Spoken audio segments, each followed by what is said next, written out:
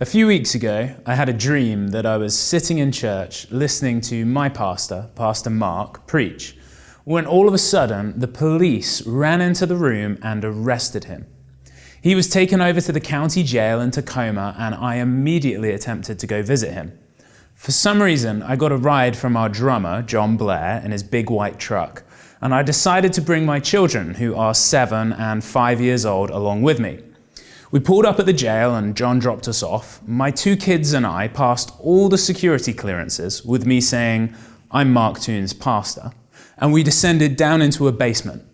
When we arrived, we found him in an open plan cell. I had no idea such luxury existed, and chained to the floor. Now, I know you haven't heard from Pastor Mark in a couple of weeks, but I want to reassure you, he is not in jail. He is simply on vacation. Or at least that's what he told me.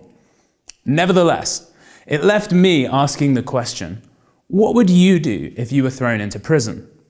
It seems unlikely, right? But isn't that how many of us described lockdown at first? Like being under house arrest? And I think many of us would describe other circumstances and situations in our life in a similar way. Like my friend who just received a terminal cancer diagnosis, or a family grieving the loss of their child, or another friend facing a lawsuit when they are not at fault. Even if we don't get thrown into jail, life often throws adversity our way. It's been said that adversity either crumbles you or becomes foundational to your success. So how do we beat adversity? My name's Ellis, and I'm one of the pastors at Chapel Hill. You're joining us as we continue a series called Joy No Matter What. We believe that a life following Jesus can bring us joy, no matter the circumstances. We're taking a look together at a short letter that's found in the Bible called Philippians. It was written by a man named Paul, who was one of the early leaders of the church, and he was writing to his very first church in Europe, in the city of Philippi. In the next few minutes, referring to what Paul writes in this letter, I want to address the question, how do we beat adversity? My hope is that by the end of this message, you will have the tools you need to not only beat adversity, but find joy in it and use it as a springboard into the purposes that God has for your life. Paul, who wrote this letter, knew a thing or two about adversity. The words that we read were written from a jail cell, not unlike the one Pastor Mark was in during my dream. But the words Paul writes from this jail cell defy expectations. He said, "I want you to know, brothers, that what has happened to me has really served to advance the gospel." For almost 2,000 years, the church has centered its life around a weekly gathering on Sunday. It's been the primary place for connection with other followers of Jesus, for hearing teaching from the Bible, and for partaking of communion together. 1 year ago, when we chose to close our church doors in order to protect our community from the pandemic, we lost that opportunity to gather. It was something that none of our pastors or leaders had ever experienced before. It even left some of us saying, "How can you even be a church when you can't gather?" I wonder if Paul's friends felt the same way when he was arrested. In fact, in the book of Acts, which records the events that took place at the beginning of the church, there are multiple occasions where Paul's friends warn him not to travel to Jerusalem because they know that if he does, he will be arrested and put in jail. I mean, how on earth can a traveling preacher like Paul fulfill his mission if he's in jail? And yet, Paul chose to go to Jerusalem and got arrested and thrown into prison. Why? Because he believed that God would still use it to advance his purposes. As we just read, "I want you to know, brothers, that what has happened to me has really served to advance the gospel."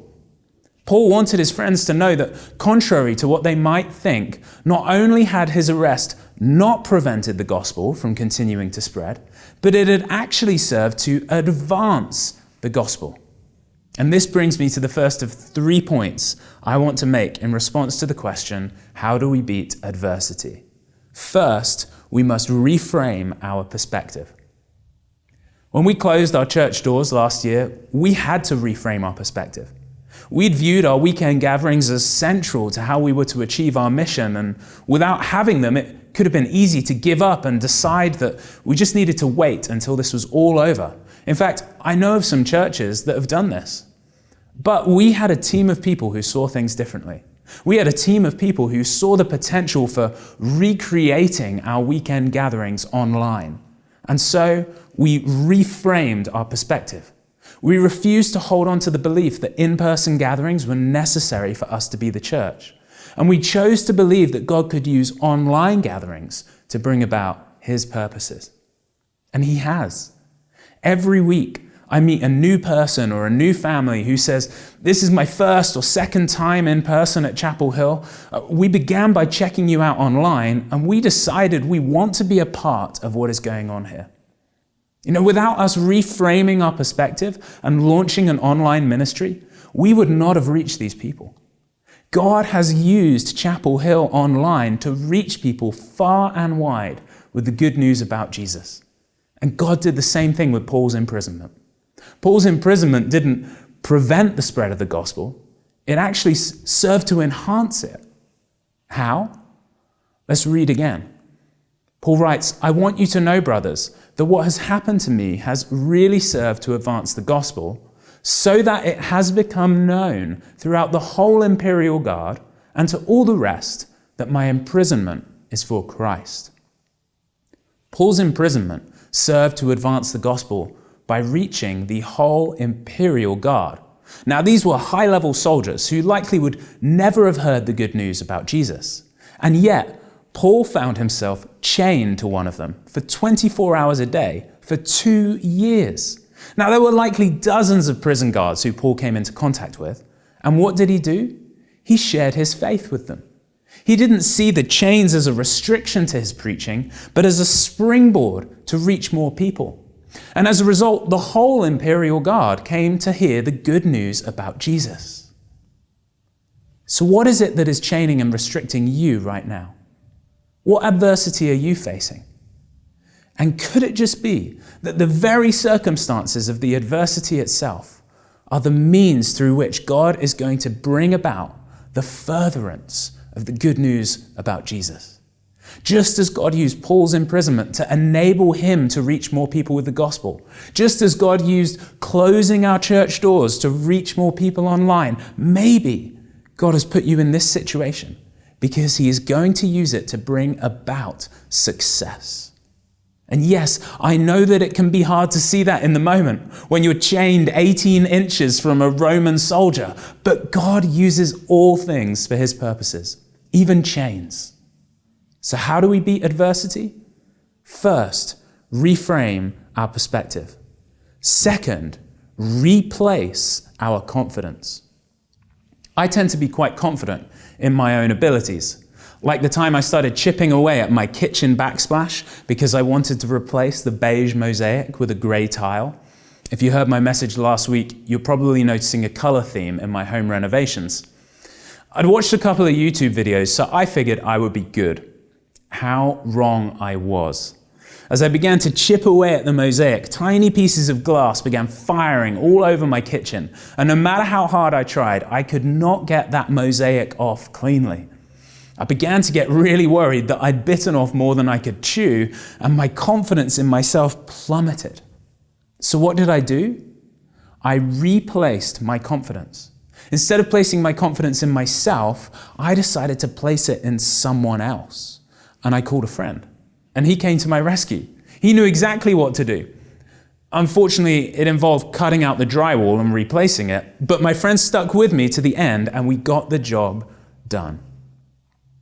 In order to beat adversity, we need to replace our confidence. That is, we need to place it in something, or should I say someone else. Paul continued in verse 14 by writing this, "And most of the brothers, having become confident in the Lord by my imprisonment, are much more bold to speak the word without fear." I believe that each of us tends towards either of two extremes, overconfidence or underconfidence. Either we tend to be overconfident in our own abilities, or we tend to be underconfident in our own abilities. I tend to be overconfident, as shown by my kitchen backsplash experience. My wife, on the other hand, will tell you that she tends to be underconfident in her own abilities and is afraid to try something she hasn't done multiple times before. Either way, both overconfidence and underconfidence are bad confidence. The confidence we read about in this passage is good confidence, the kind that helps you beat adversity. And it is confidence in the Lord, or in cheesy Christianese, Godfidence. As we just read, Paul's fellow believers have found a new confidence in the Lord because of Paul's imprisonment. Perhaps their own confidence had been shattered when Paul had been in prison, but now they have replaced that confidence in the Lord, and they have found boldness to speak the word without fear. When before their confidence had been in themselves, they were afraid, but now they have replaced their confidence and put it into the Lord, they are no longer afraid. In the places where you are facing adversity, are you overconfident in your abilities or underconfident? Perhaps it's in your parenting, maybe in your workplace, maybe in your schoolwork. Wherever it is that you're facing adversity, I want to encourage you to replace your confidence in the Lord. You can be confident that He will use this adversity for His purposes, and His purposes will be far greater than yours. So take your confidence out of your own abilities and replace your confidence in Him. How do we beat adversity? First, reframe our perspective. Second, replace our confidence. And third, rejoice in others' success. I played a lot of rugby in my formative years. One of the things that I found hardest was when I was cut from the starting lineup in favour of someone else. While playing at Oxford, our biggest game of the year was against Cambridge. 10 days before the game, on a Sunday night, the whole team would gather together and the coach would read out the starting lineup. I hadn't thought much about the meeting because I assumed I would be in the starting lineup. But when the names began rolling out of the coach's mouth, my name didn't appear next to my position. For the biggest game of the year, he had chosen to start someone else. I felt completely gutted and totally ashamed as I made my way back to my room that night. Now, it's often the case that when we face adversity, there's someone else who's achieving success. It was the case for Paul. As he was in prison, unable to travel around and preach, there were a group of other preachers who were able to go around preaching. This is what he writes about them. Some indeed preach Christ from envy and rivalry, but others from goodwill. The latter do it out of love, knowing that I'm put here for the defense of the gospel. The former proclaim Christ out of selfish ambition, not sincerely, but thinking to afflict me in my imprisonment. The reality was that some of those who were going around preaching about Jesus while Paul was stuck in prison were actually doing so in a kind of competitive way. As they were preaching about Jesus, they were taking the opportunity to attack Paul's reputation, likely telling people that he was in prison because of something that he'd done wrong. Now, a little side note. In multiple places, Paul condemns false teachers, but he doesn't condemn these teachers. So I think it's safe to assume that the issue Paul has with these teachers was not their message, but rather their motive. They were preaching the truth about Jesus, but they were doing it out of selfish ambition, envy, and rivalry for Paul. Back at Oxford, after the announcement 10 days out from the big game, I had a lot of processing I had to do. And after much soul-searching and going and talking it out with the coach, I came to the conclusion that the decision to start someone else was the best thing for the team. And so I realized that if I was going to beat my adversity, I needed to rejoice in this other player's success. I needed to choose to believe that when he succeeded, the team succeeded, and so I succeeded. And I'm glad I did. In the end, this particular player went on to win more games against Cambridge than any other Oxford player in history. And Paul chose to do the same thing. He chose to believe that when others succeeded, the team succeeded, and so he succeeded. He chose to rejoice in others' success in order to overcome the adversity he felt. That's why he writes this in verse 18. What then? only that in every way, whether in pretense or in truth, Christ is proclaimed, and in that I rejoice.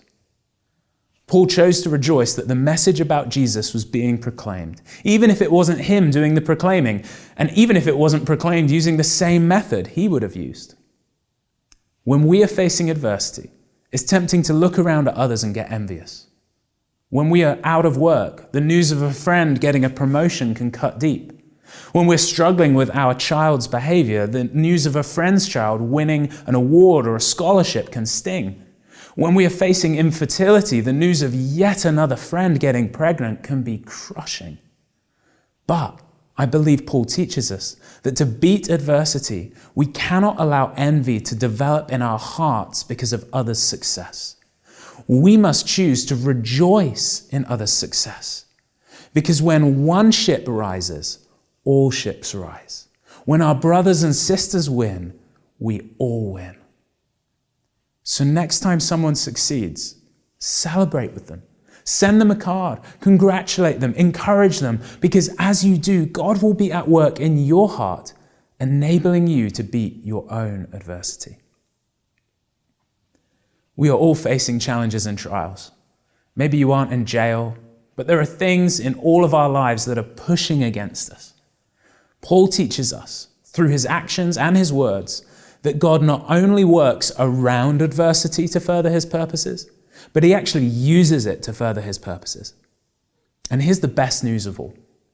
Even if we don't do any of the three things this passage teaches us, God is still going to use our circumstances to bring about his good purposes. Even if we keep our perspective fixed on the obstacles, even if we continue to place our confidence in ourselves, even if we continue to be envious of others' success, God will still use the adversity we face to bring about his purposes. He is bigger and greater than all things, including our own choices. So whether or not you take the advice of this passage, rest easy knowing that God will work all things together for his purposes and your good. But if you want to experience today the victory that God will win over adversity, there are three things this passage teaches you that you can do. If you want to beat adversity, you must choose to reframe your perspective and believe that God has a greater plan in mind. You must choose to replace your confidence in God and his ability rather than your own. And you must choose to rejoice in others' success rather than being envious of how God is blessing others. Reframe your perspective. Replace your confidence. Rejoice in others' success. So where is it that you are facing adversity right now? And which of these three steps could you take to beat it and experience God's victory in your life today? Would you pray with me? Father, I pray for the person listening to this right now. You know whatever it is that they are going through. And I pray that you would give them the faith to see how you are going to use this circumstance and situation to bring about your good purposes that will benefit them in the best way possible. Lord, would you give them confidence in you, empower them to put their trust in you. And I pray for all of us that we may rejoice at one another's successes, lifting one another up and encouraging one another. Would you help us to do this by the power of your Spirit, in the name of Jesus? Amen. Thank you so much for watching, and if you love these videos, feel free to check out all the links in the description below. Also, don't forget to hit that like button and subscribe. We will see you in the next video.